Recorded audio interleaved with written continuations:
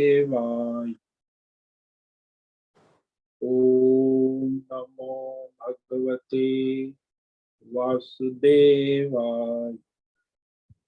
ओम नमो भगवते वासुदेवाय। ओम नमो भगवते वासुदेवाय। ओम नमो भगवते वासुदेवाय। ओम नमो भगवते वासुदेवाय। ओम नमो भगवते वासुदेवाय। ओम नमो भगवते वासुदेवाय। ओम नमो भगवते वासुदेवाय। ओम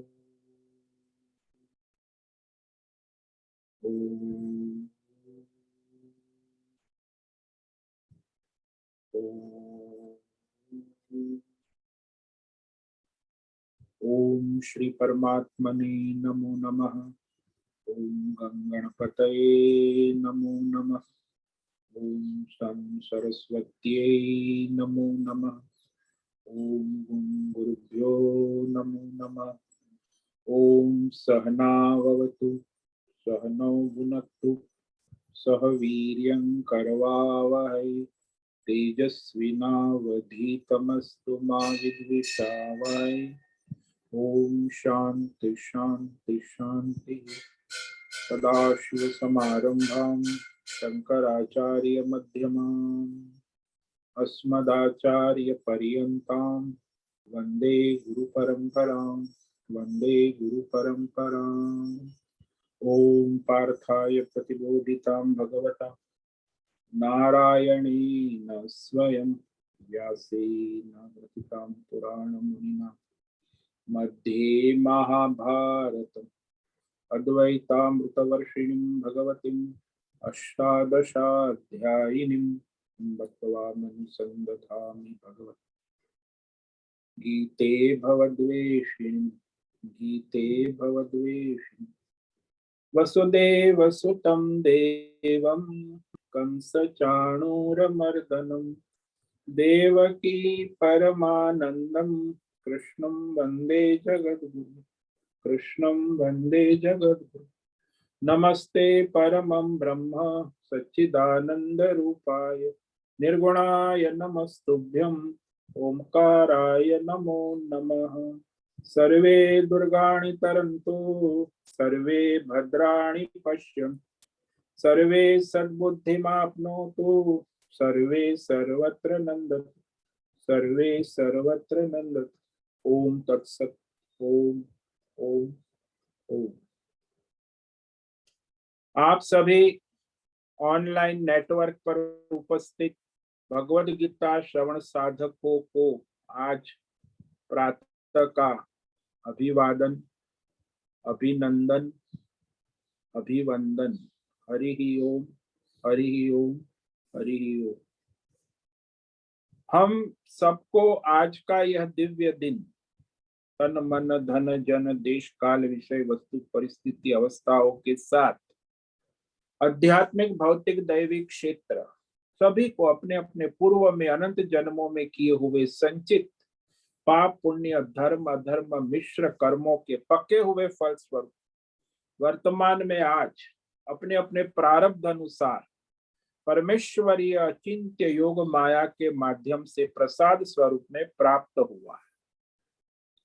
अतः आज का यह दिव्य दिन परमार्थ हेतु निष्काम सेवा यज्ञ देव यज्ञ ऋषि यज्ञ पितृ यज्ञ मनुष्य यज्ञ भूत प्राणी यज्ञ सात्विक दान शारीरिक वाचिक मानसिक तप निष्काम कर्म योग ध्यान योग भक्ति योग ज्ञान योग साधनाएं स्वाध्याय वेद शास्त्रों का अध्ययन अध्यापन उपासना आराधना के लिए समर्पित करे और कराए।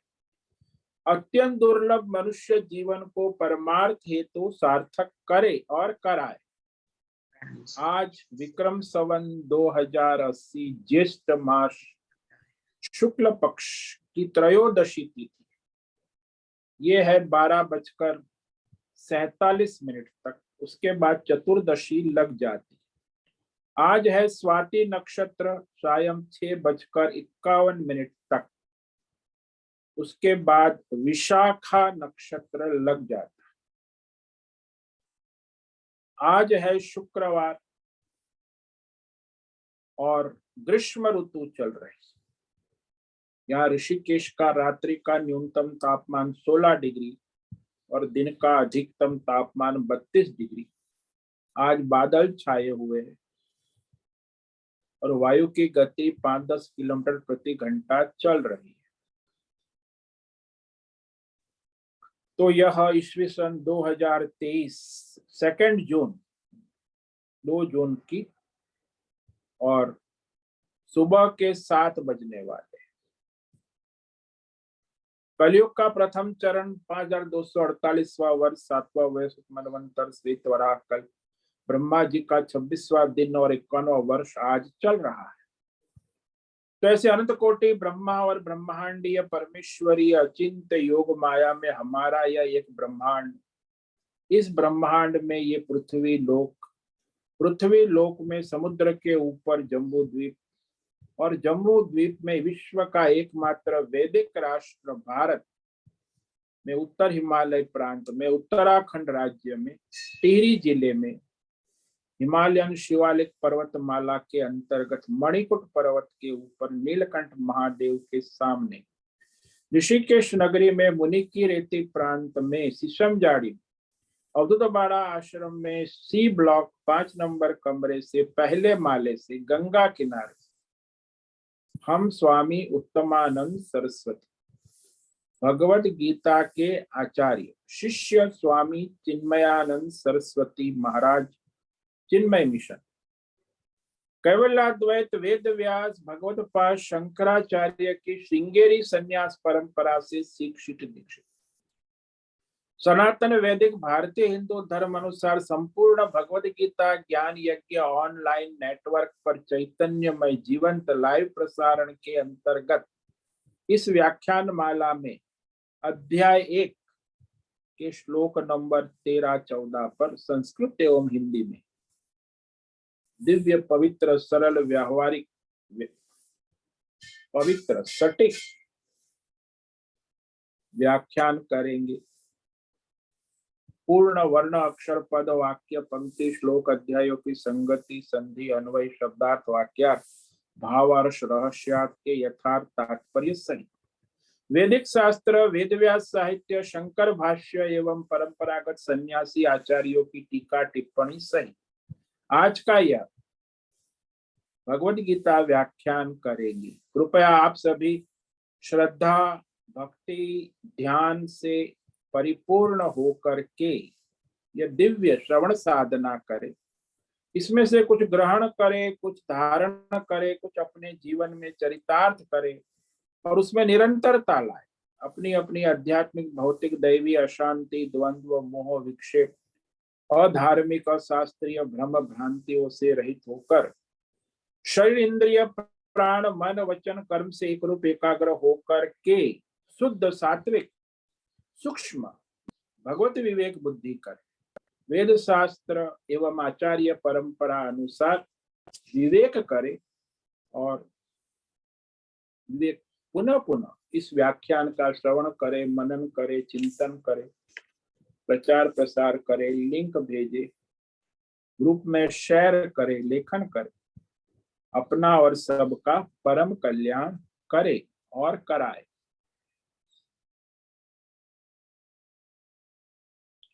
तो कल हमने श्रीमद् भगवद गीता के अध्याय 1 अर्जुन विषाद योग के श्लोक नंबर 11 और 12 पर व्याख्यान किया था।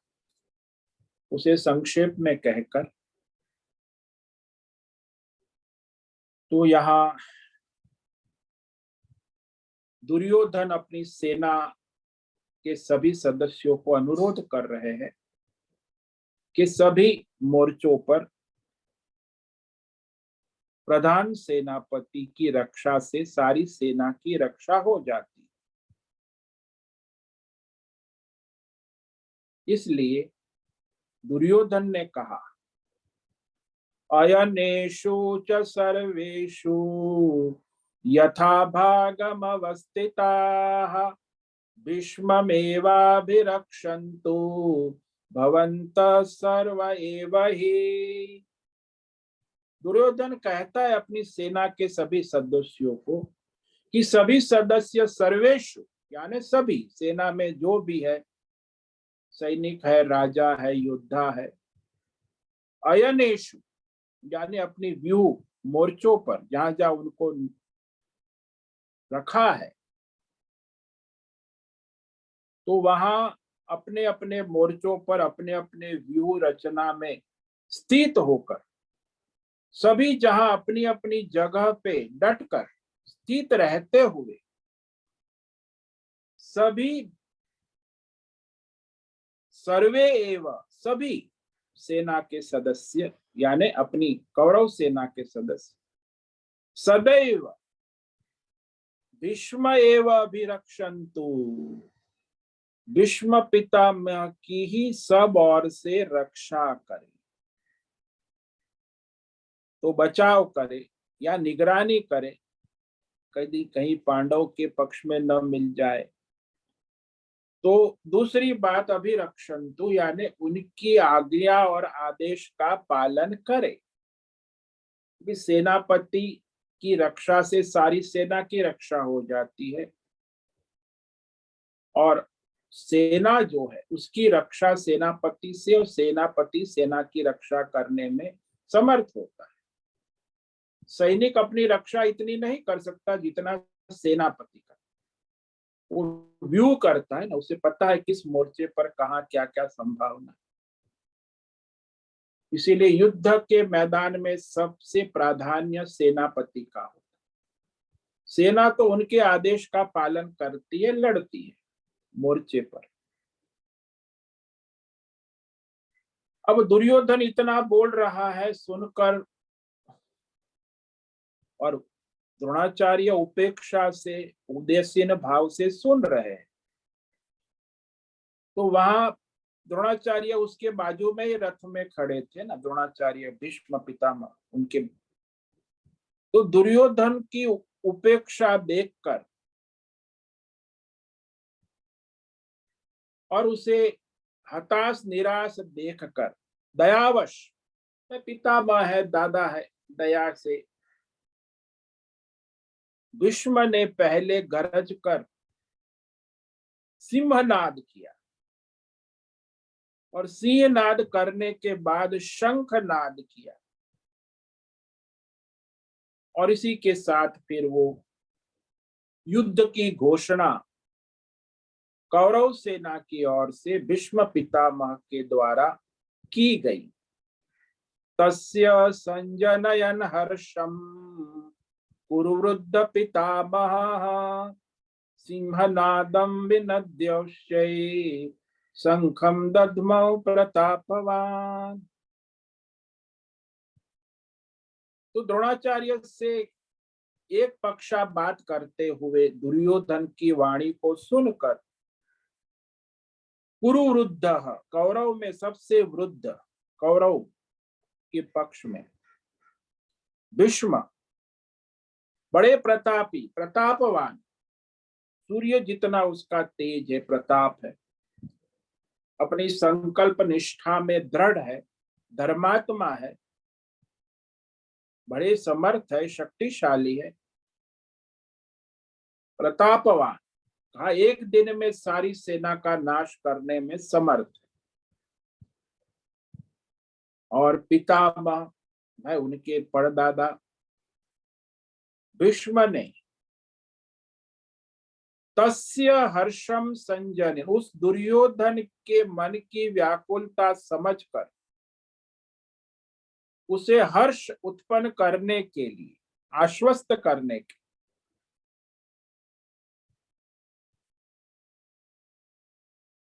ऊंचे स्वर में सिंहनादम, सिंह की तरह दहाड़ गर्जना की, गरज कर उसके बाद में शंख दद्मौ, शंख बजाया, शंखनाद किया, यानी युद्ध का प्रारंभ की घोषणा की कौरव सेना की। दुनिया में आज तक जितने भी युद्ध हुए हैं, उस युद्ध में सबसे पहले कौरव सेना ही, यानी जो अधर्मी है वही युद्ध की घोषणा करते, फिर धर्मात्मा और अधर्म की लड़ाई चलती और अंत में अधर्म का नाश होता है, धर्म की जय होती है। तो ये दुनिया का प्रारंभ से अब तक का इतिहास मानव जाति का।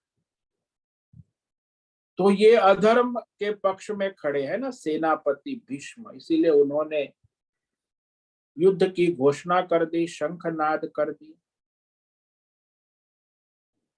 अब भीष्म के शंख बजने से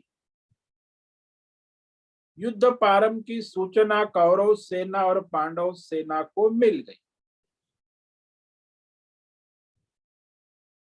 तो कौरव सेना की ओर से उनके जो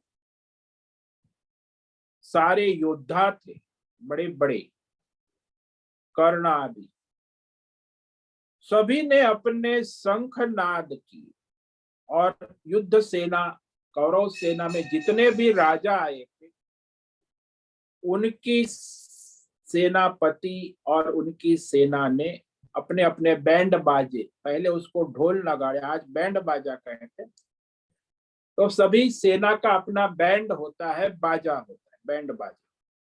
हमारी भी अलग अलग सेनाएं में सभी सेना का अपना विभाग के बैंड होते हैं।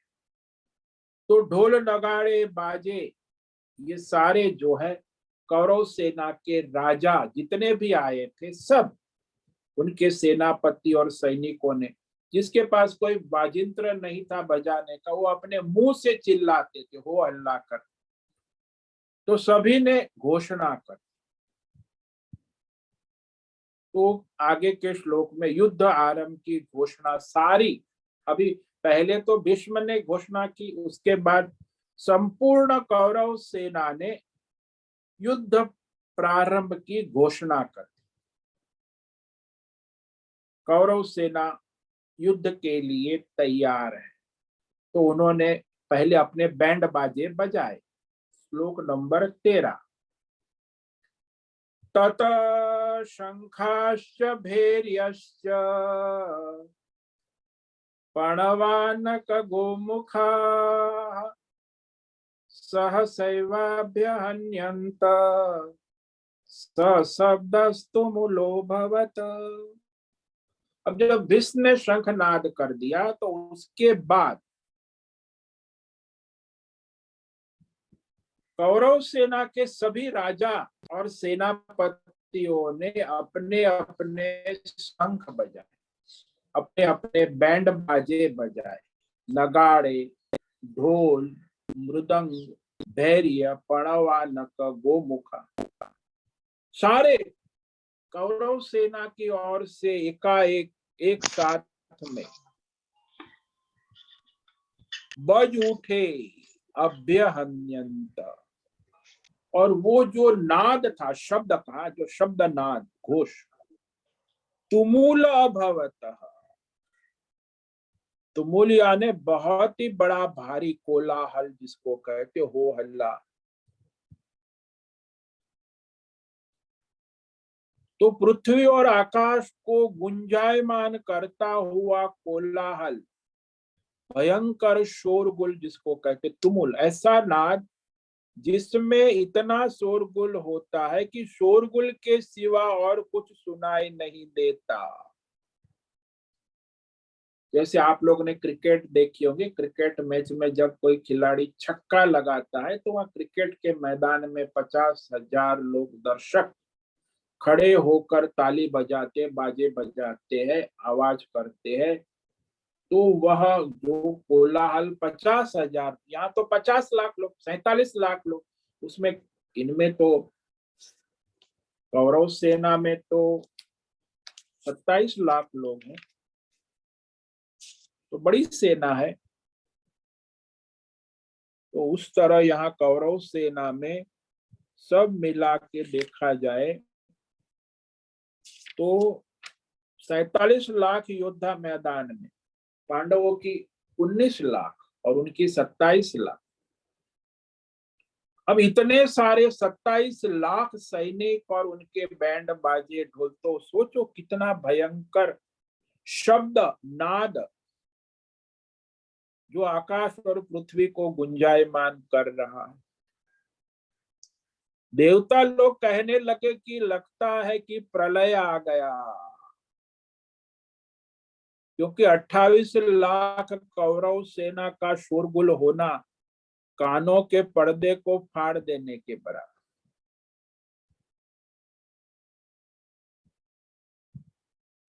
तो यह जो घोषणा हो गई और कौरव सेना पूरी तैयार है, युद्ध की क्षण आ गई, यानी एक पक्ष ने अपनी घोषणा कर दी कि हम पूरी तरह तैयार है, इस महाभारत युद्ध के लिए हम तैयार हैं। ततः, ततः का मतलब ये होता है कि जब भीष्म सेनापति ने अपना शंख बजाया सिंहनाद करके, उसके बाद में, क्योंकि सेना का नियम है ना कि जैसे कौरव सेनापति भीष्म ने युद्ध की घोषणा की महाभारत, वैसे ही उसके जितने भी अनुयायी थे कौरव सेना के पक्ष में, उनके अधीन थे, वो सेना नायक थे ना, सेनापति, तो उनके अधीन जितने भी राजा और कौरव पक्ष में कौरव, दुर्योधन, दुशासन, विकर्ण, सभी, और जिसके पास शंख थे उन्होंने अपने अपने शंख बजाए।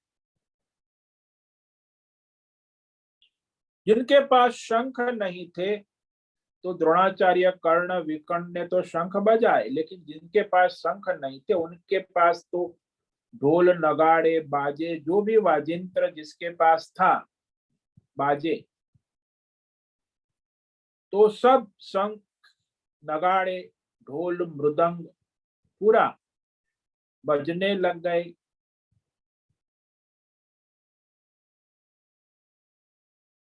तो युद्ध में शंख का प्रयोग पहले से कम हो गया है। आज के जमाने में ये नगाड़े, बैंड बाजे ज्यादा बजते हैं, क्योंकि जब युद्ध प्रारंभ होता है तो उसमें हाथ से थाप देने वाले बैंड बाजे, जिसको कहते हैं नगाड़े, ढोल, मृदंग, जिसका नाद बड़ा दूर तक जाता है, बड़े बड़े नगाड़े, भेरिया कहते हैं, जो बड़े ढोल होते हैं। तो प्राय जो है थाप मारकर बजाने वाले जो है वह आनक, गोमुख आदि भिन्न प्रकार के,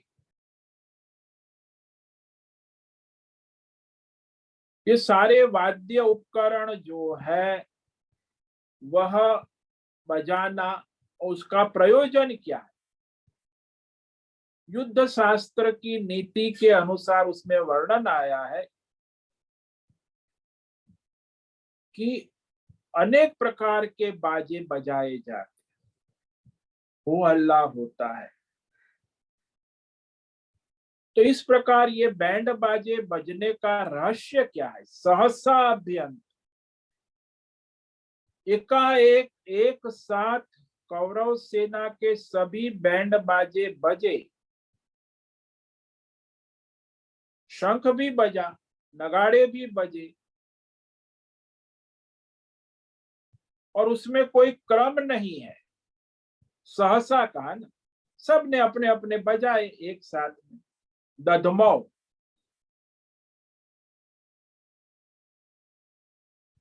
तो शंख के लिए कहा दधमौ, शंख फूंका, शंख बजाया। अभ्यहंत से कहा कि वह सारे ढोल, मृदंग, बाजे सशब्द तुमुल अभवत। तो जब इतने सारी आवाज हुई, शब्द नाद हुआ, तो कितना भयंकर होगा, कैसे, कि यहाँ कहते संत के भाई देवता कहने लगे कि लगता है प्रलय काल आ गया। इतना भयंकर पृथ्वी आकाश तीनों लोक गूंज उठे। वो शब्द नाद इतना भयंकर था, इतनी तेज ध्वनि और नाद, उसकी हम कल्पना नहीं कर सकते।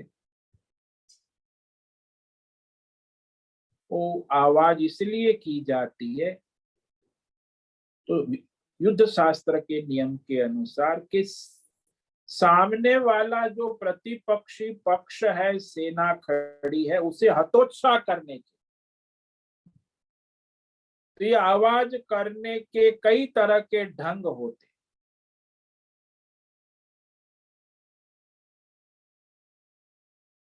और ये जो योद्धाओं की आवाज है बैंड बाजे की, बड़ी जोर से होती, आकाश पृथ्वी सम। तो सामने वाले पक्ष को भयभीत करने के लिए, डराने के लिए, उनको हतोत्साहित करने के लिए ये आवाज बाजे बजाए जाते। यदि सामने वाली सेना पक्ष कमजोर होती है तो फिर वो प्रतिपक्षों की आवाज से घबराता है। लेकिन यदि सामने वाला पक्ष बलवान होता है तो उसका उत्साह बढ़ जाता है। ये वैसे ही है जैसे वो पहलवान होता है ना, पहलवान की रिंग में, तो एक पहलवान दूसरे पहलवान आमने सामने ताल ठोकते हैं। तो सामने वाला एक ताल ठोकता है तो उसके सामने वाला पहलवान दो ताल, तो वो तीन ताल ठोकता है तो वो चार ताल। भाई हम भी कोई कम नहीं, हम तुमसे कोई कम नहीं है। तो इस तरह यह युद्ध में बड़े बड़े बैंड बाजे वाद्यों का शब्द नाद बड़े जोर से किया जाता है। ऐसा नहीं कि सामान्य शादी ब्याह में बैंड बाजे, ऐसे ही शादी ब्याह बैंड बाजा वाला नहीं, ये युद्ध के बैंड बाजे हैं और योद्धा लोग बजाते हैं, इसलिए उसका नाद भयंकर होता है। अब ये पांडवों ने सुना, लेकिन पांडवों के मन बुद्धि में घबराहट न होकर उनमें उत्साह बढ़ गया, वीर रस का उद्रेक, कि इनके कोई दम नहीं है। कौरव सेना के बैंड बाजे शंख नाद सुनकर पांडव पक्ष के योद्धाओं का उत्साह बढ़ गया। और फिर पांडव पक्ष में जो योद्धा थे उन्होंने अपने दिव्य शंख बजाए। तो आगे श्लोक नंबर 14 और 15 में अब पांडव सेना अपने अपने दिव्य शंख और बैंड बाजे बजाती है। तो उसका रहस्य बहुत ही महत्व का है कि पांडव पक्ष के शंख बजे, उसमें सबसे पहले भगवान माधव श्री कृष्ण ने शंख बजाया। हालांकि सेनापति धृष्टद्युम्न है, कौरव सेना में तो सेनापति भीष्म ने शंख बजाया, लेकिन यहाँ न अर्जुन ने बजाया, पहला शंख भगवान श्री कृष्ण ने बजाया। ये भी बड़ा रहस्यमय। तो वो कहते हैं आगे श्लोक नंबर 14 में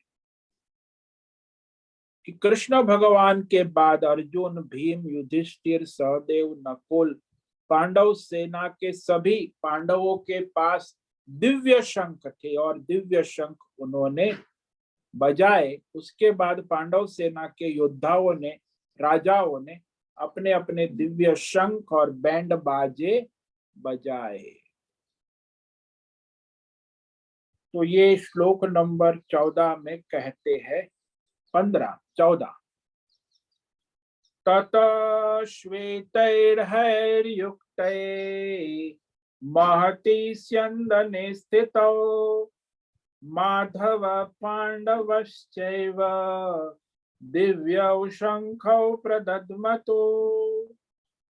अब कौरव सेना ने युद्ध की घोषणा कर दी तो पांडव सेना की ओर से कहते कि उसके बाद 4 सफेद घोड़े के जूते हुए दिव्य रथ पर सवार श्री कृष्ण और अर्जुन ने अपने अपने शंख बजाए।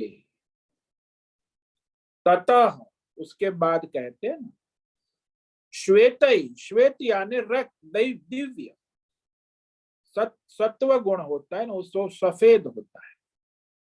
सफेद घोड़े हयई,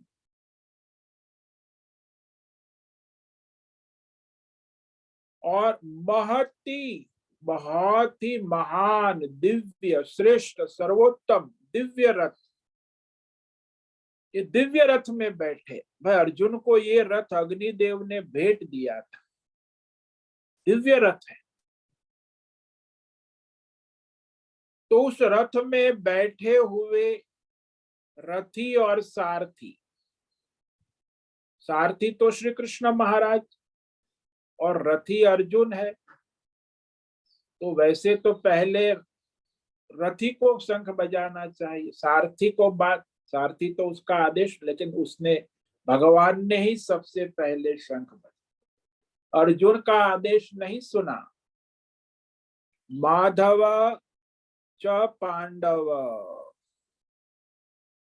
माधव हो कहते माया के पति, माँ का मतलब माया, धव यानी पति, शासक, माया को अपने वश में रखने वाला। माया का मतलब लक्ष्मी भी होता है, जो लक्ष्मीपति कहते, लक्ष्मी जिसके शासन में, जो लक्ष्मी के शासन में नहीं रहता वो लक्ष्मीपति। आजकल जो बड़ा लक्ष्मीपति है वो सब लक्ष्मी के गुलाम है, कहते हैं सब लक्ष्मीपति है, बड़े बड़े धनवान है, करोड़पति, और ये सब गुलाम है, वो कोई लक्ष्मी के पति थोड़ी।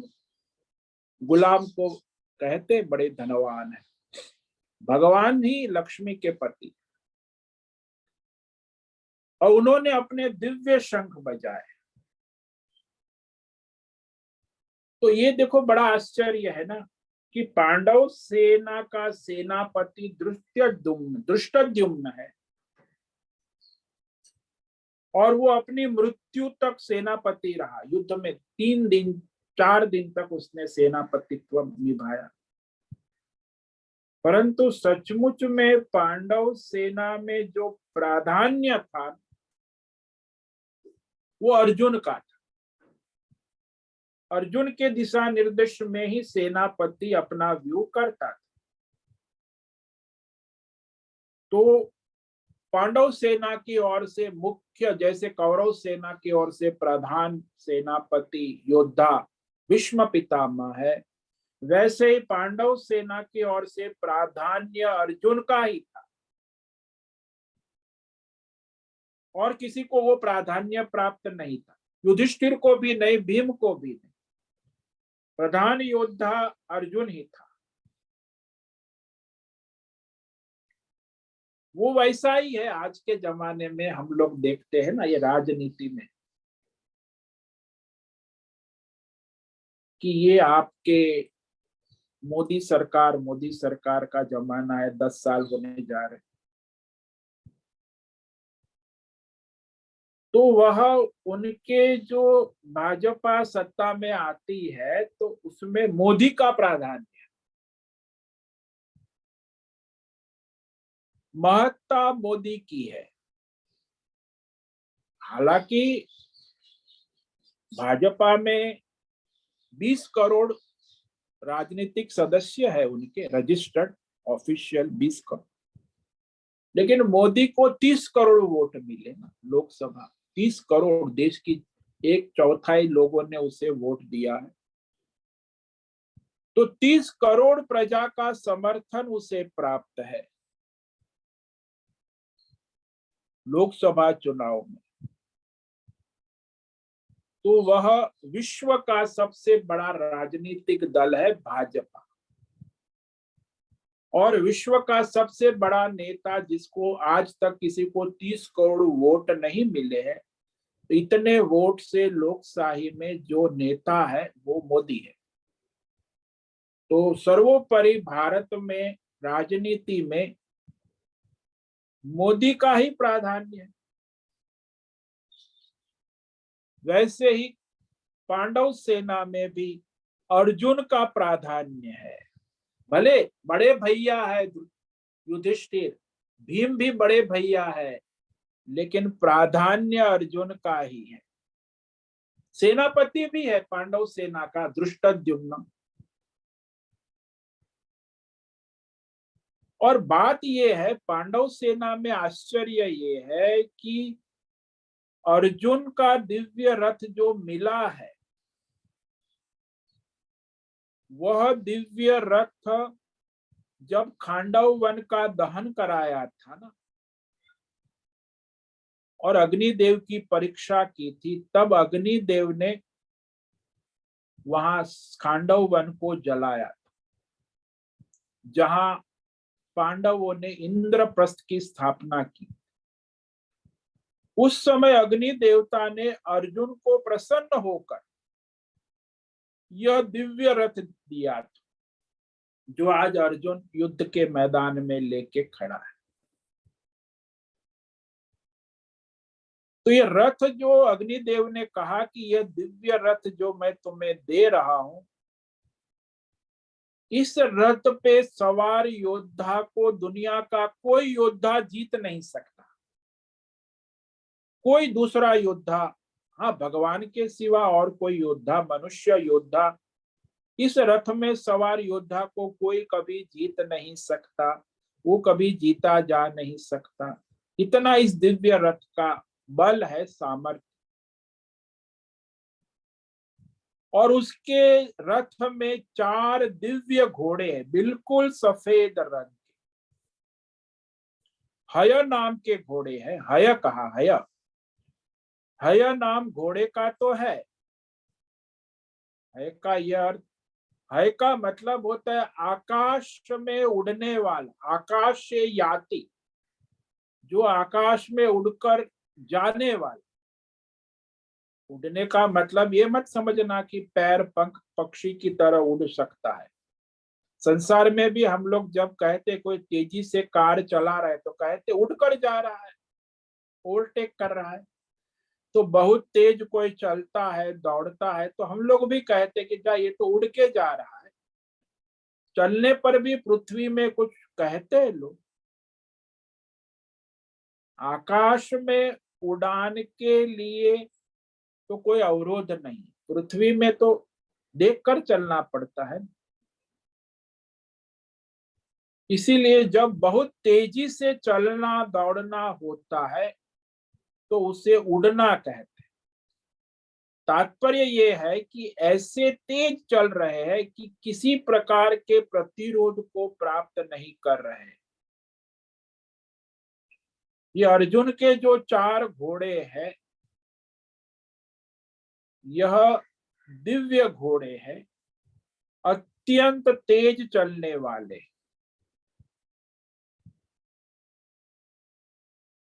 तो अर्जुन का रथ महत कहा, महत यानी लंबे चौड़े परिमाण वाला नहीं, बहुत बड़ा नहीं, दिव्य है, अत्यंत तेजस्वी, महान, बहुत संपन्न है, साधन संपन्न, हाई टेक्नोलॉजी जिसको, दिव्य रथ था।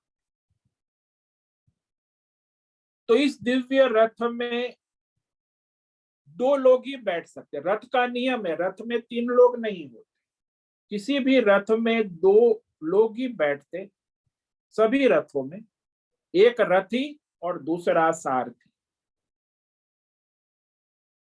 तो रथ का जो मालिक होता है, ऊपर जो मालिक बनकर बैठा है, उसे रथी कहते हैं।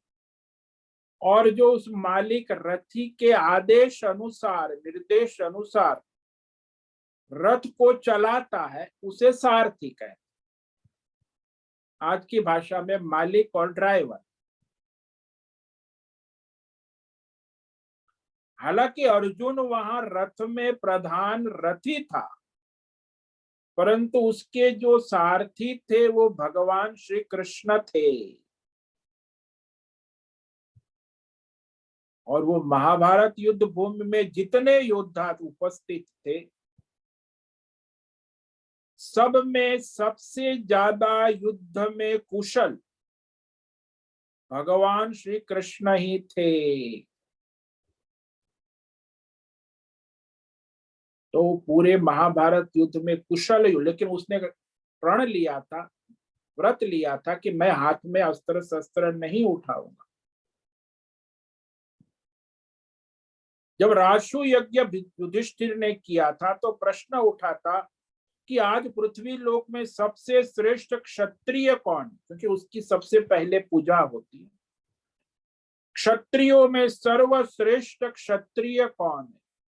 तो भीष्म का नाम लिया, अर्जुन का नाम लिया, बहुत सारे क्षत्रिय राजाओं का नाम लिया गया। बड़ी चर्चा हुई, बड़ी मीटिंग हुई, अंत में ये निर्णय हुआ कि श्री कृष्ण ही सर्वश्रेष्ठ क्षत्रिय है।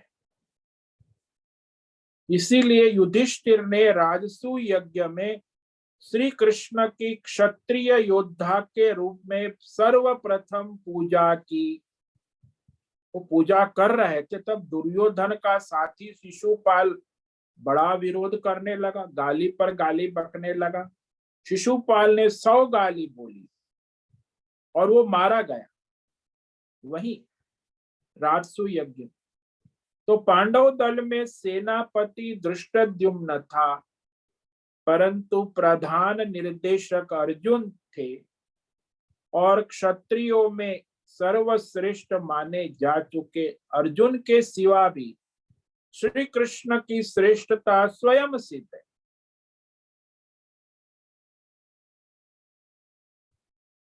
इसीलिए पांडव पक्ष में युद्ध की घोषणा न उनके सेनापति धृष्टद्युम्न ने की, न पांडव पक्ष में उनकी घोषणा युधिष्ठिर ने की, न पांडव पक्ष में अर्जुन ने की, लेकिन यहाँ माधव श्री कृष्ण भगवान, मां यानी माया के पति, शासक, मायाधीश श्री कृष्ण है। तो माया या लक्ष्मी, लक्ष्मी को ही माया के, आजकल लोग पैसे के चक्कर में, मतलब माया के चक्कर में घूम रहे हैं, सारी दुनिया, सभी सरकारें, इनको भगवान से कोई मतलब नहीं। तो मायापति को नहीं जानेंगे तो उसी में उलझे रहे। तो माया लक्ष्मी के द्वारा विजय प्राप्त, तो जिसके शासन में है माया लक्ष्मी, उस पति है मायाधीश, सब उनके हाथ में ही है भगवान श्री कृष्ण। उस समय यदि भगवान श्री कृष्ण पांडवों के पक्ष में ना होते तो पांडवों की युद्ध जीत संभव थी ही नहीं, पांडव हार जाते। पांडवों की जीत का श्रेय पांडवों को नहीं जाता, पांडवों की जीत का श्रेय उनके सारथी श्री कृष्ण को ही जाता, क्योंकि उनके साथ अर्जुन बैठा हुआ है ना, रथी अर्जुन। इसलिए सबसे पहले पांडव पक्ष की ओर से भगवान श्री कृष्ण ने अपना दिव्य पांचजन्य शंख बजाया। दिव्यौ शंखौ प्रदद्मतौ, 2 लोग ही है ना रथ के ऊपर, अर्जुन और श्री कृष्ण। तो आगे के श्लोक में भगवान श्री कृष्ण और पांडव के शंखों के नाम बताते। इस श्लोक को आज पढ़ेंगे, इस पर व्याख्यान कल करेंगे। पांचजन्यम ऋषिकेशो देवदत्तम धनंजयः पौंड्रम दद्मौ महाशंखम भीमकर्मा वृकोदरः। ऋषिकेश, श्री कृष्ण को यहाँ ऋषिकेश का, जो इंद्रियों के स्वामी, माया के स्वामी, पांचजन्य नाम के शंख, दिव्य शंख को भगवान कृष्ण ने बचाया। धनंजय अर्जुन को कहा, जिसने देवदत्त नाम का दिव्य शंख बजाया। भीम कर्मा रुकोदर, भयानक कर्म करने वाले भीम ने, महाशंख, दुनिया का सबसे बड़ा महा पौंड्रम नाम का शंख बजाया। तो इस तरह इस श्लोक में 3 शंख बजे, इस पर हम कल व्याख्यान करेंगे। तो आज जो श्लोक पर व्याख्यान किया उसे संक्षेप में कह देते हैं। श्लोक नंबर 13 और 14। ततः शंखाश्च भैर्यश्च प्रणवानक गोमुखाः सहसैवाभ्यहन्यन्तः सशब्दस्तु मुलोभत। तो भाई कौरव सेना के शंखनाद के बाद पांडव सेना के शंखनाद,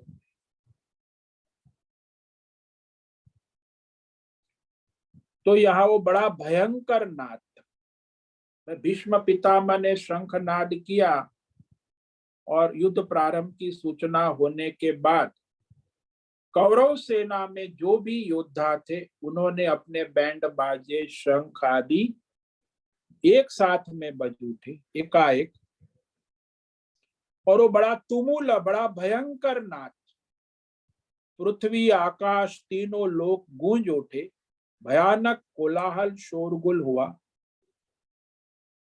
और जिसमें शोरगुल के सिवा कुछ सुनाई नहीं देता। तो यह कोलाहल, हंगामा जिसको कहते आज की, हुआ, बड़ा तेज हुआ। उसके बाद कौरव सेना की घोषणा के बाद पांडव सेना की ओर से जो शंख बजे उसके बारे में कहते हैं। ततः श्वेतैर्हयैर्युक्ते महते स्यन्दने स्थितौ माधव पांडवश्चैव दिव्यौ शंखौ प्रदद्मतो।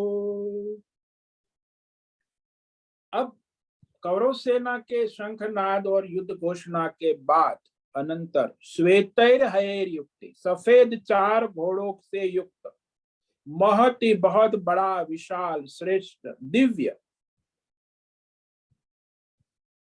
रथ में बैठे हुए माधव, कृष्ण को यहाँ माधव का, मायापति, और पांडव, पांडव यानी अर्जुन,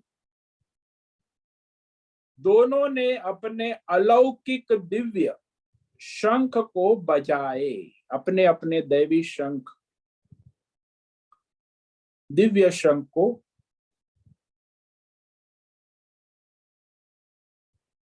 तो ये जो दिव्य शंख बजे, तो उससे सुनकर कौरवों को युद्ध में जीतने की आशा नहीं रही कि भगवान का शंख और अर्जुन का शंख। हालांकि उसका मन व्याकुल हो ही गया केवल भगवान के शंखनाद से और अर्जुन के शंख। आगे अब सारे पांडवों के शंखनाद होंगे और फिर पांडव सेना का बैंड बाजा राजाओं का बजेगा, तो और व्याकुल हो जाएगा। इस पर हम कल व्याख्यान करें। ओम नमो नारायणाय, ओम नमो नारायणाय, ओम नमो नारायणाय, ओम नमो नारायणाय, ओम नमो नारायणाय। कायेन वाचा मनसेन्द्रियैर्वा बुद्ध्यात्मना वा प्रकृते स्वभावात् करोमि यद्यत् सकलं परस्मै नारायणायेति समर्पयामि, नारायणायेति समर्पयामि। ओम सर्वे भवन्तु सुखिनः, सर्वे सन्तु निरामयाः, सर्वे भद्राणि पश्यन्तु, मा कश्चित् दुःखमाप्नुयात्। अस्तु मा सद्गमय, तमसो मा ज्योतिर्गमय, मृत्योर्मा मृतंगमय। ओम पूर्णमद पूर्णमिदं पूर्णात् पूर्णमुदच्यते पूर्णस्य पूर्णमादाय पूर्णमेवावशिष्यते। ओम शांति शांति शांति। शंकरं शंकराचार्यं केशवं बादरायणं सूत्र भाष्य कृतो वंदे भगवन्तौ पुनः पुनः। ईश्वरो गुरुरात्मेति मूर्ति भेद विभागी व्योमवद् व्याप्त देहाय दक्षिणामूर्तये नमो नमः। ओम गुं गुरुभ्यो नमो नमः। ओम तत्सत् ब्रह्मार्पणमस्तु। ओम ओम ओम।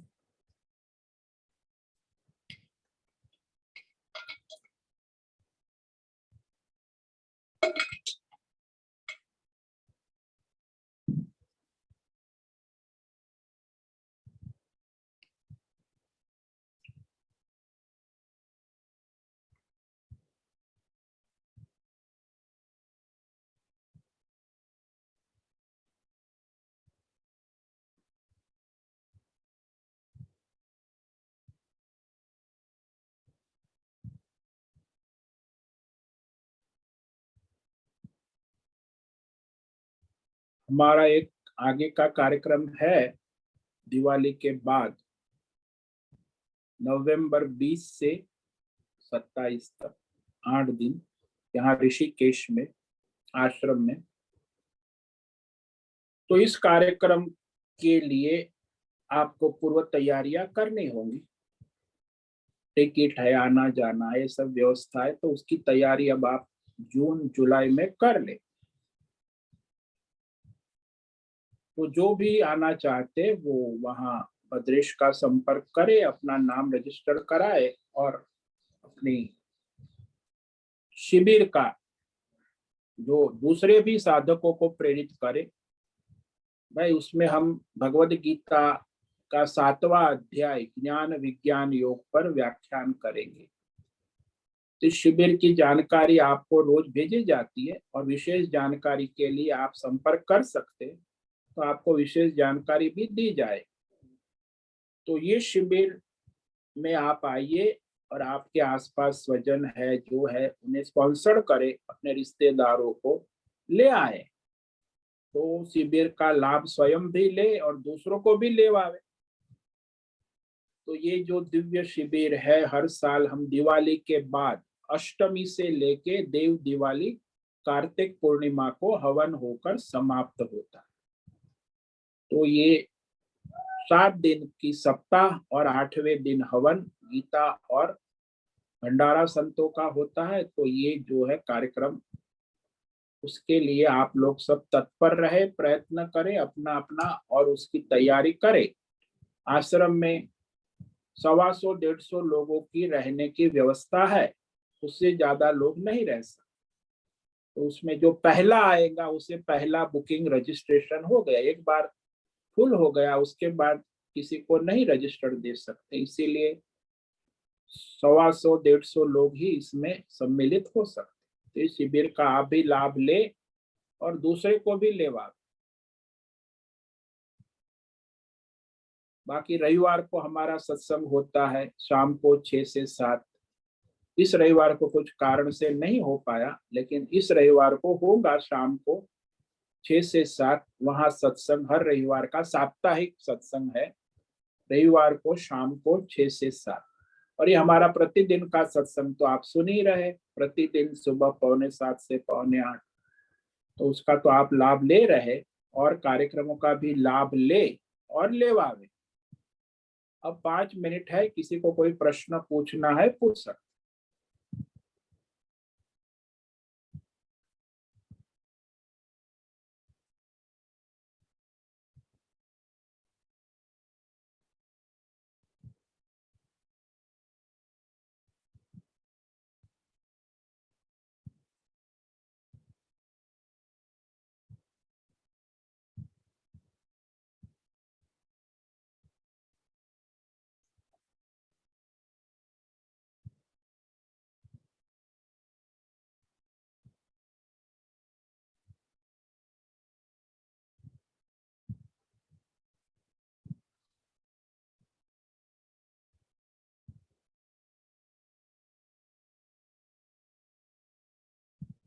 ठीक है, सभी साधकों को। हाँ बोलो, कौन है? हाँ जी जी ये कोई हमारी संस्कृति में शंखनाद का क्या महत्व है, ये जरा आप विवेक कराइए। शंखनाद जो है उसका महत्व क्या है? शंखनाद है, दिव्य है भाई, समुद्र से निकला हुआ, वो समुद्र का देवता है, और उसका नाद जो है वो दिव्य नादों में गिना जाता है। जैसे घंटी है, नगाड़ा है, ढोल है, हमारे जो वैदिक संस्कृति में आरती में जो होते हैं सारे सारे दिव्य नाद है, दिव्य शक्तियां है, और उसके वाइब्रेशन है, उसके कारण बहुत दिव्य वातावरण खड़ा होता है। आसुरी शक्तियां उससे नष्ट हो जाती है, तो आसुरी शक्तियों का नाश होता है, दैवी शक्ति है। इसीलिए शंखनाद पूजा में, कार्यक्रमों में होता है, दैवी शक्ति है। आसुरी शक्तियों उसके सामने नहीं आ सकती, तो उसका ये प्रयोजन मुख्य यही है।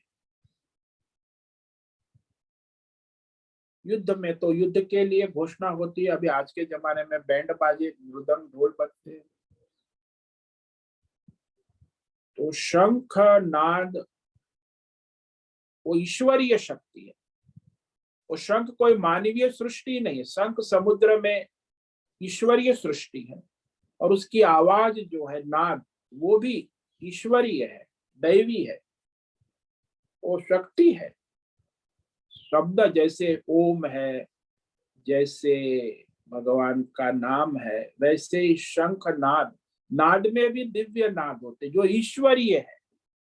जैसे हमारे मंजीरा बजाते हैं, हमारी जो आरती की घंटी होती है, ये सब दिव्य नाद, दिव्य शक्तियां ईश्वरीय है।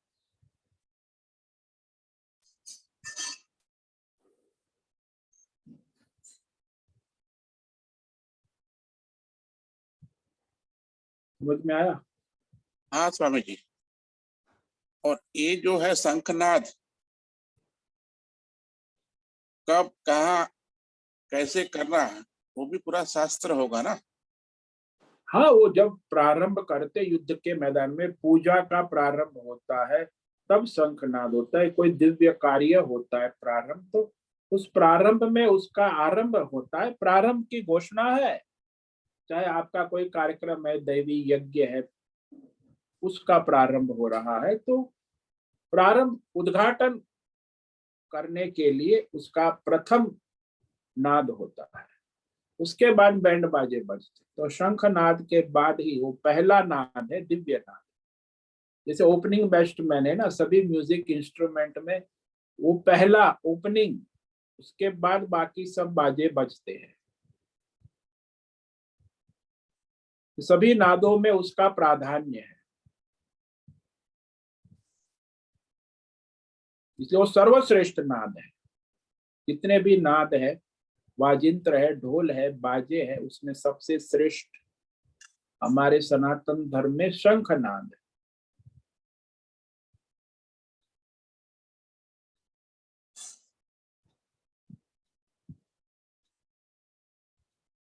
समझ में आया? हाँ स्वामी जी। ओम नमो नारायण। ओम नमो नारायण। ठीक है, आज का समय पूरा हो रहा है। सभी साधकों को आज का ओम नमो नारायण। ओम नमो नारायण स्वामी जी। ओम नमो नारायण। सभी साधकों को नारायण नारायण नारायण। जय गुरुदेव। ओम नमो नारायण। ओम नमो ओम नमो नारायण। ओम नमो नारायण। ओम नमो आज का नारायण। सत्संग पूर्ण करें। ओम नमो नारायणाय। आज का यह दिव्य सत्संग हम यही पूर्ण करते हैं। सभी साधकों को ओम नमो नारायण। सभी साधकों को ओम नमो नारायणाय। ओम नमो नारायणाय।